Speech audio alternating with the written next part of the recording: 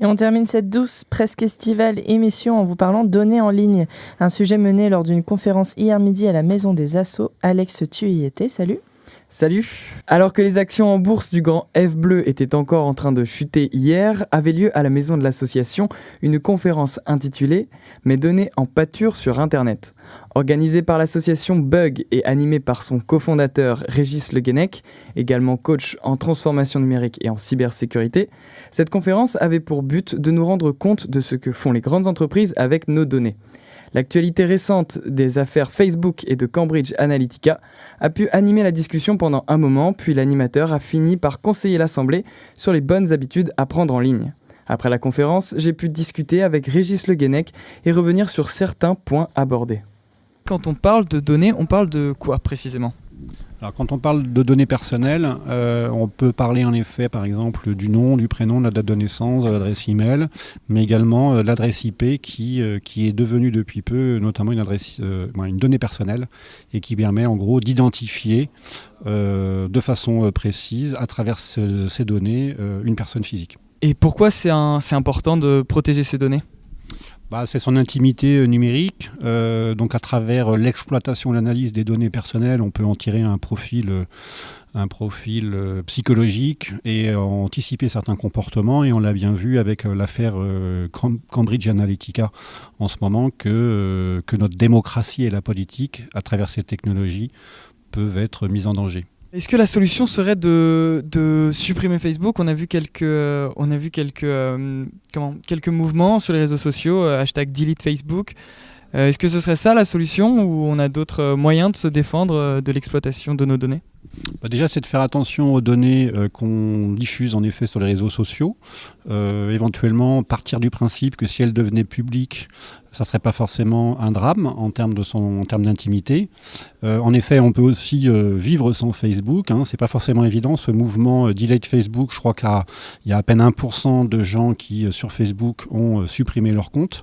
Et puis, c'est toujours la problématique entre l'avantage et l'inconvénient, c'est-à-dire le service offert par rapport à la problématique de mes données personnelles.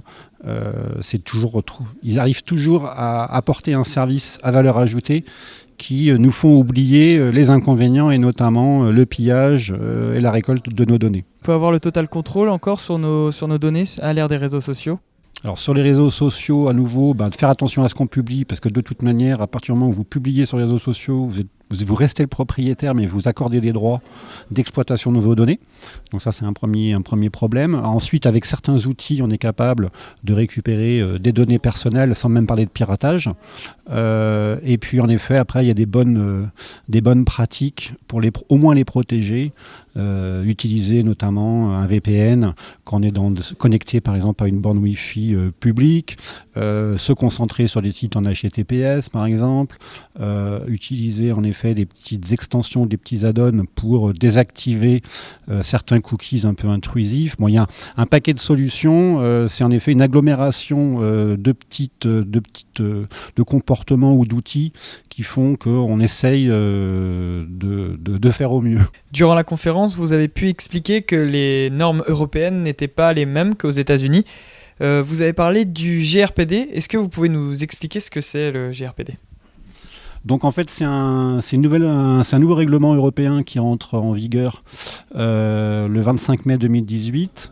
L'idée, c'est de garantir aux personnes physiques l'accès, la modification, et la restitution et l'effacement de leurs données, d'avoir le consentement pour ce qui est du recueil et éventuellement pouvoir prouver qu'on a bien eu un consentement éclairé des individus. C'est aussi sécuriser les données contre les risques de perte, de vol et de divulgation par rapport aux données possédées, documenter et notamment mettre en place des procédures de protection, notifier auprès des utilisateurs ou de la CNIL en cas d'atteinte à la protection de la vie privée, notamment sur une fuite ou un piratage. Et puis en effet, il y a une amende qui peut aller jusqu'à 4% du chiffre d'affaires annuel ou global ou un montant de 20 000 euros. Très bien, merci d'avoir répondu à mes questions et on vous retrouve prochainement à la Maison de l'Association pour de nouvelles conférences.